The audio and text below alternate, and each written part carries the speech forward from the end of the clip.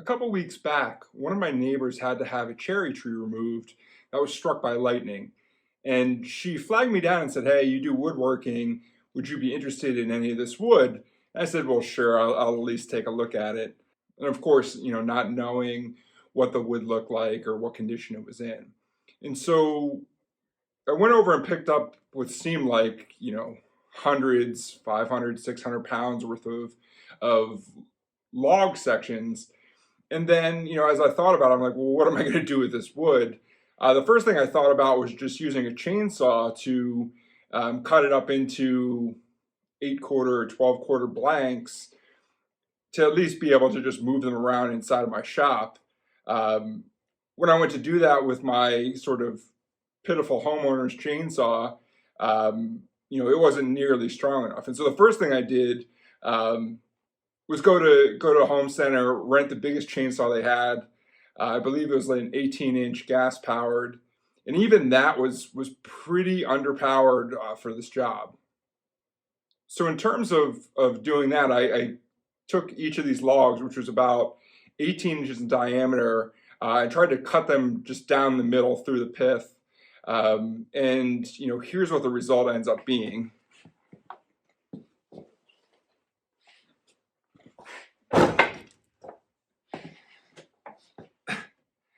And so, I have a dozen or more of these chunks in my garage, and you can see, rock this up a little bit.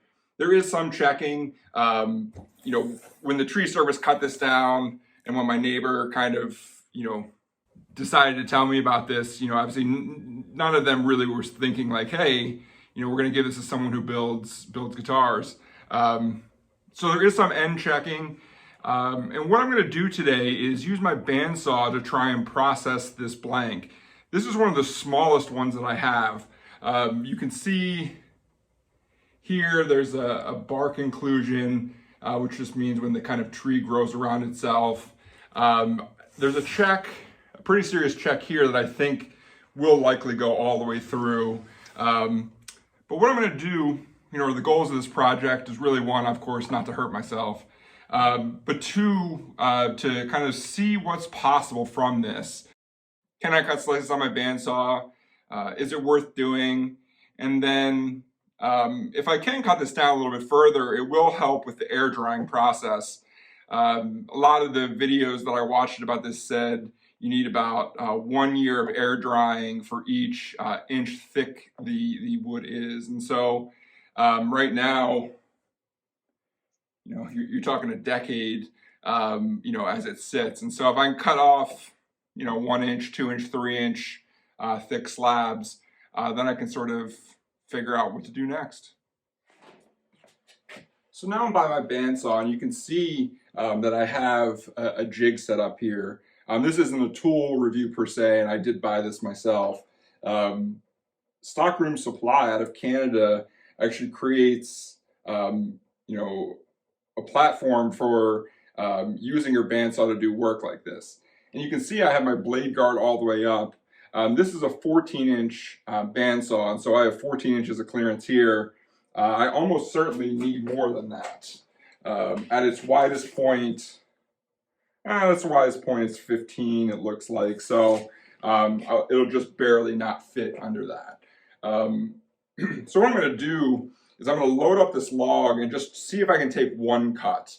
The blade I have on here, I believe, is a 3/4 inch, 3 teeth per inch, which is the widest blade that I can put on, and is meant for this kind of rough operation. And so what I'll do is I'll load the log up in here, ideally, take some sort of slice off of it just by pushing this sled through. My hands will be, considerably far away from the blade. Still be wearing, protective equipment.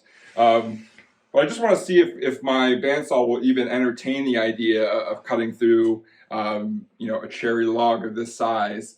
I'm going to film it in real time, just because I have no idea how long this is going to take. And so this might be a little bit of a boring video in that I'm going to show you, how long it takes for a bandsaw like this to actually cut through a log. So the first thing I have to do is I need to adjust these handles and see if I can get them to touch the top of this piece of wood. If I can't, then I'm just gonna need to do something else.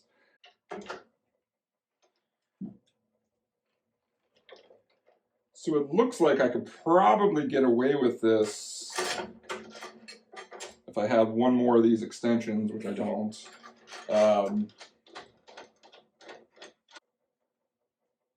Like I said, this is one of the smallest pieces I have.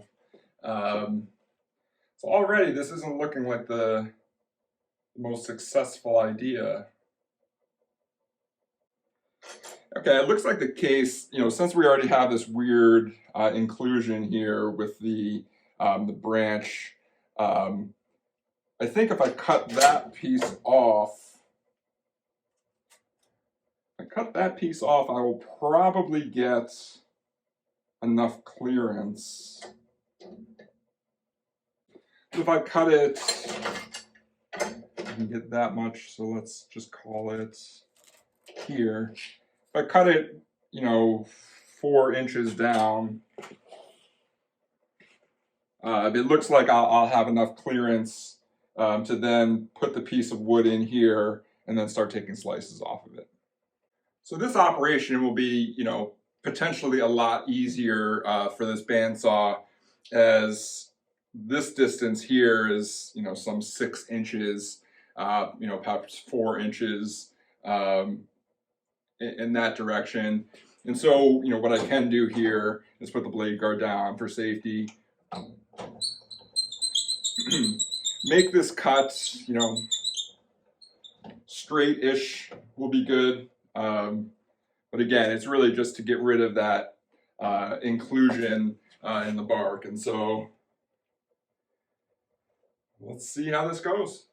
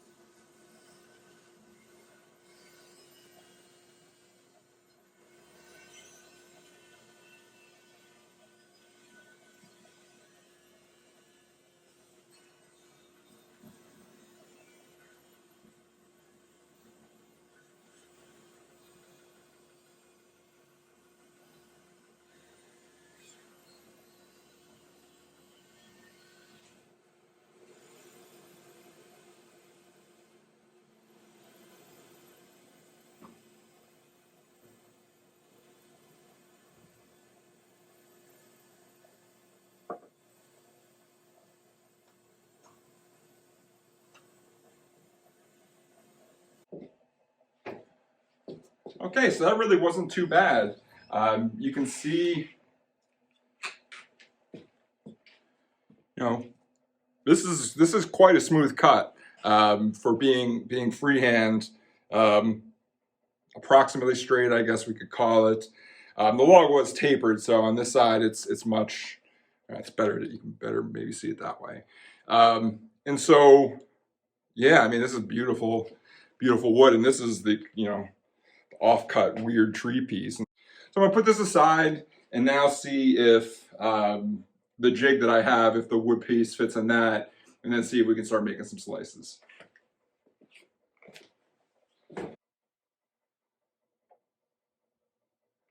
Even though it feels like it would be better this way, I think I need to flip it over so I have the flat surface to put these red handles down on.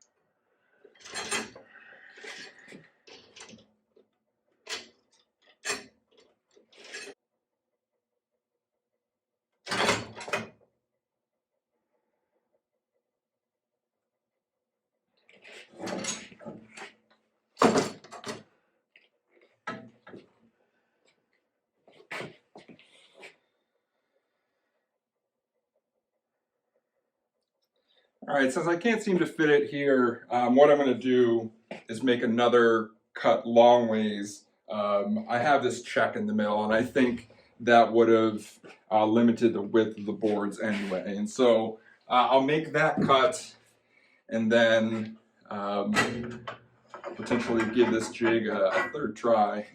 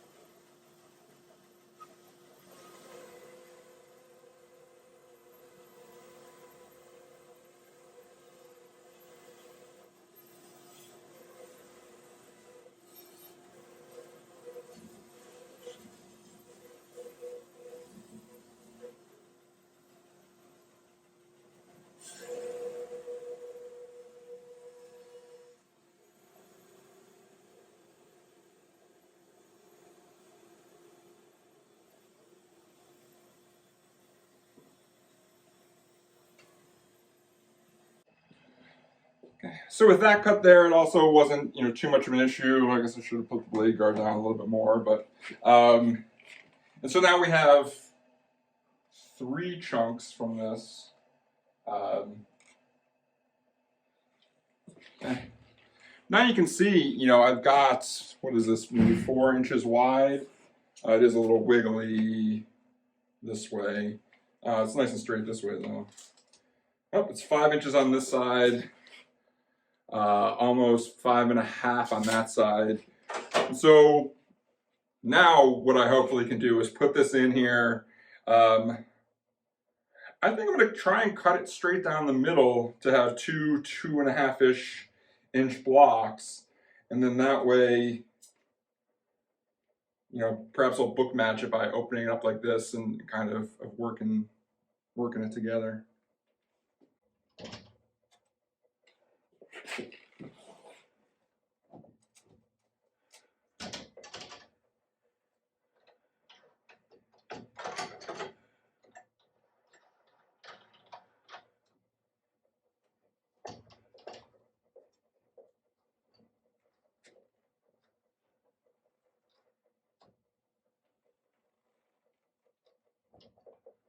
Now we're getting somewhere.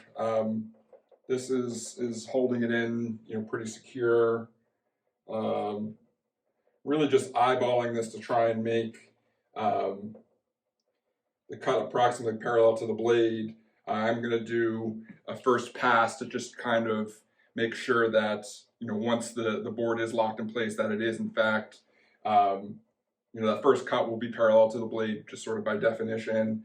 And then from there, I'll do my cut in half and see where we get. This one needs to go down probably.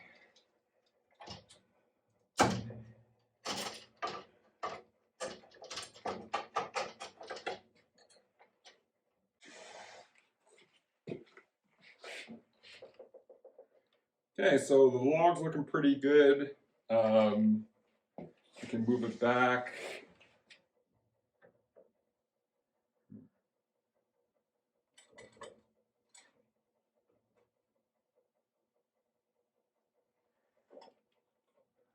And the way this jig works is it attaches to the fence guide that's already here, and so once I eyeball up the cut, I can tighten this down some and get it moving.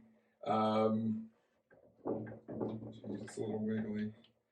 It's a bit wiggly just because I'm relying on the track. I actually have another track for much longer. It would be better if I had a support table back here so I could start my cuts and go further through. And so that's a takeaway that I have is if I'm going to do any of this work, in the near future, I need to get a table, support table. So yeah, put some PPE on and let's see what happens.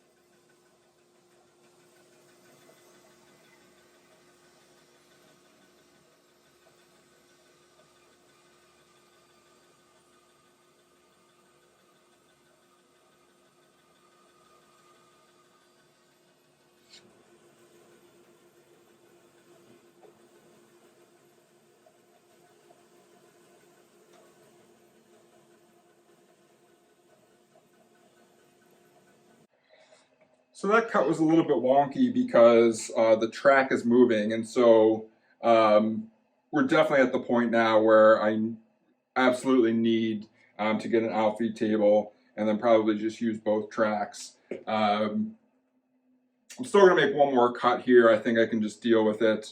I am just doing rough cuts. And so, yeah, the last piece I'm going to do now is try and go right down the center of this, and I'll have two approximately 3-inch planks.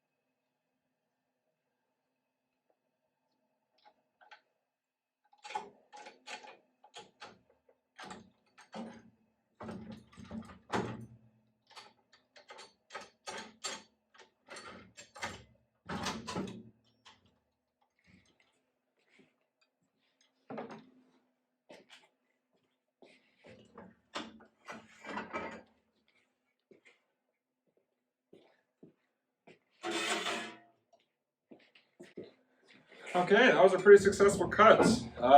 At this point, I have 2 logs that are approximately the same thickness open up in a book match. Now, of course, they're not flat in the other direction, but yeah, in terms of this jig, I didn't buy it to do this sort of milling. I actually bought it so I could do veneers and acoustic guitar sides and things that need to be, 1/8 of an inch or 1/4 of an inch thick, when you start. But yeah, I mean, I think my takeaway here is I'll use the second track. I'll get 1 or 2 of those outfeed tables. Um, so that I can have the tracks resting on something. That should take some of the wiggle out of this. But yeah, I had no idea what I was going to do when my neighbor asked if I wanted, chunks and chunks of cherry, but it's pretty darn beautiful. Nice smooth cut right off the bandsaw. Obviously, there's a lot more prep work that would need to go into this. I would probably, I don't know, I might leave this raw right now, but certainly I would, either try and hit this with a jointer or use my table saw to put a straight edge on one of the sides to get started. But yeah, to go from half of a 18-inch diameter tree to some 2.5-inch billets right now, I'm really pleased on how this went. And so I still have my other part that I had to cut off here, the checked area, and process the other wood. But yeah, for my first attempt, I was successful, of course, not hurting myself, which is the most important thing. Now I've got some free wood that needs to air dry, and then we'll make something out of it. Thanks for watching.